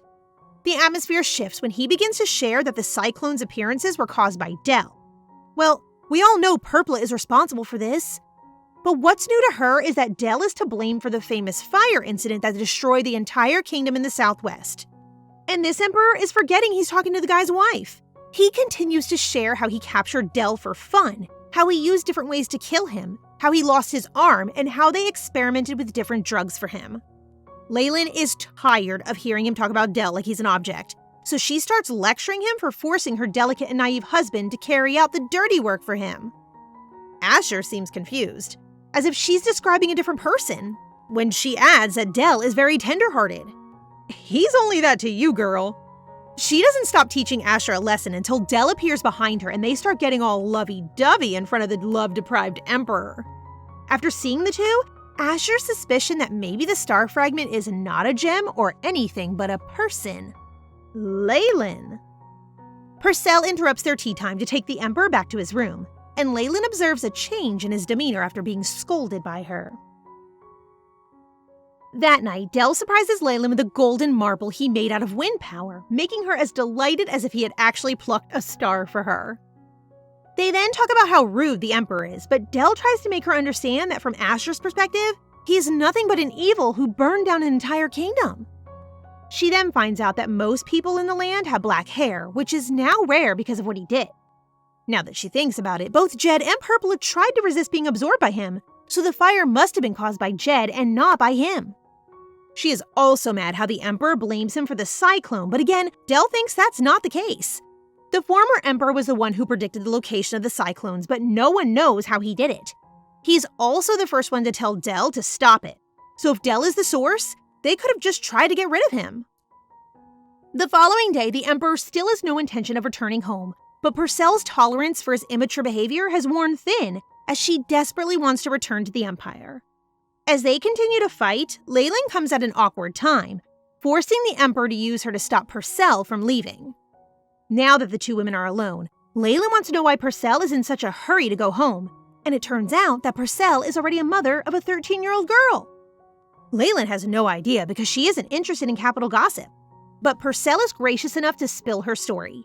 She is a princess of the ruined Roytan kingdom, sent as a tribute to the empire, and her daughter is the emperor's niece. Can't wait for more tea. She was just 13 years old when she arrived in the kingdom and was supposed to marry Asher when she reached marriageable age. However, the former emperor, Asher's brother, abruptly changed his mind and took her as his concubine, and her daughter is the result while Asher rebelled. Purcell used to like Asher, but she can't look past the amount of blood he spilled for her and just wants to live somewhere peaceful with her daughter. Meanwhile, Asher hears everything from the outside, and all the while, he believes that now he has the power to protect her, she will be happy. Even after she gave birth, Asher was willing to take her as his empress, but she despised the throne so much that she would rather die than take it. He did not force her, but then kept her forever by his side. I don't know, but it feels like an obsession to me. Leyrin, while they are talking, realizes that her tea has an unusual flavor, but she ignores it. She then invites Purcell to stay in Khalid's kingdom, as they are also in need of employees, and she is willing to grant her a new identity if she so desires. However, before Purcell can respond, the eavesdropper storms in and falls on his knees, pleading with her not to leave his side. Purcell leaves in frustration, followed by Asher, who did not forget to warn Leyrin not to instill weird ideas to his lady. Bella enters the room to proclaim her arrival after the two have left, and she soon detects that the tea Leyrin has been drinking contains drugs, exactly like Del uses. Clearly, someone tried to poison Leyrin, but other than that, guys, we should celebrate. This couple did not know that since she's the star fragment, the drugs are not harmful for her. Ugh, all this time.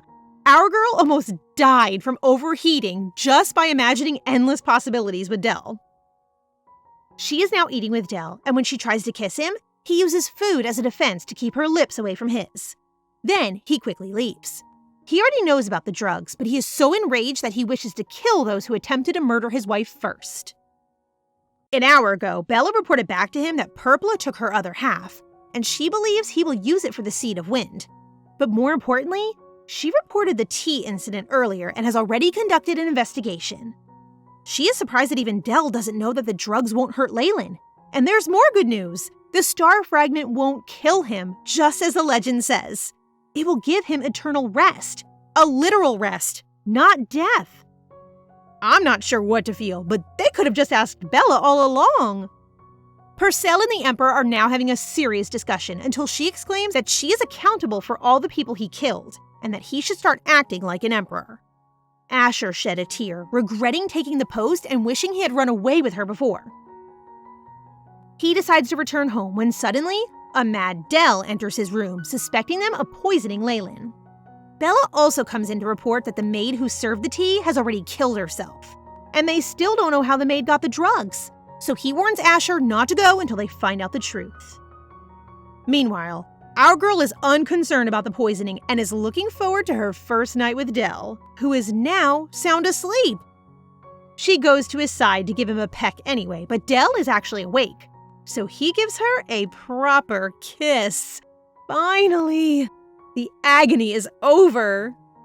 He still feels bad for not being able to protect her during the tea incident, but boy, she's more thankful since now they know that they can finally do whatever they want. However, our guy is so protective of Leyrin that he doesn't want her to carry their child yet because he believes she's too fragile. So they did nothing but kiss. After Leyrin falls asleep, Del goes out to catch the criminal. The next day, Katie reports that the real culprit was a spy within the 9 Knights, and her husband has already taken care of the problem and burned everything the spy has. They tried to use her to incite a conflict between Khalid and the Emperor so they could take the assets of whichever side lost. This is also why they tried to assassinate Stand before. And speaking of the Emperor, he immediately left after receiving the news. He's only afraid Purcell will stay behind. LOL. Del hasn't had to deal with spies in a long time, and she's scared this will rile up the public again until she comes up with a brilliant idea. She tells Katie, while not urgently, to send the sculptors and artists, perhaps to have them create a novel on Khalid. After a while, Del arrives with desserts to feed his wife, but Leyrin tries to refuse since she's on a diet. She shoves the cake into his mouth, but he really wants her to have a piece of it, so instead of using a spoon, he lets her taste the cake with a kiss. Brilliance! She finishes the cake thanks to his method, just in time for Satella to report that the excavation on the Turtle Hills is finished, and they discover a box. Leyrin feels uneasy after seeing it and finds a tote bag inside, exactly the same bag she was holding during her accident. She finds her treasured umbrella in the bag, and memories flood back to her. She remembers now that Arbella didn't just call her soul in this realm, but her real past self. She was looking for a pure star soul to help Khalid when she found her dying. Arbella transports Buell barely intact just before her soul departs from her body, which is why she has no sensation and her heart does not beat. Buell learns that she's the only one who can save Khalid from suffering the side effects of absorbing the gods. It bothered her at first, but when she saw Khalid's beauty, her worries disappeared. Girl is just at a different time, but still has the same reaction.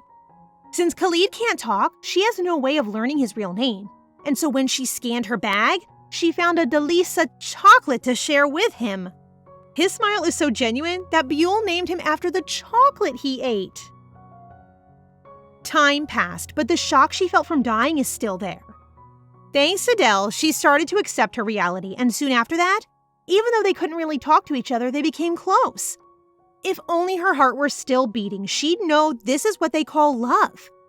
She finds it funny that her first date happened after death, and she treasured every moment with him. But that joy was short-lived when she felt her body melting one day. It was raining, and she desperately tried to reach Del, but failed as her soul began to separate from her body. When Del found her, it was too late, and for the first time, he used his voice to call out to her, begging her to wake up. She was in her spirit form and couldn't do anything to comfort him when Arbella appeared. Because he still can't control the powers within him, it looked like he unconsciously pushed the earth power that is maintaining Buell's body. Fortunately, Arbella can still hear Buell's voice, and as she requested, she made sure Del knew it wasn't his fault. Buell sobbed as she realized she would never be able to touch or speak to him again. But Arbella offered her a solution: reincarnate in order for her to have a new body.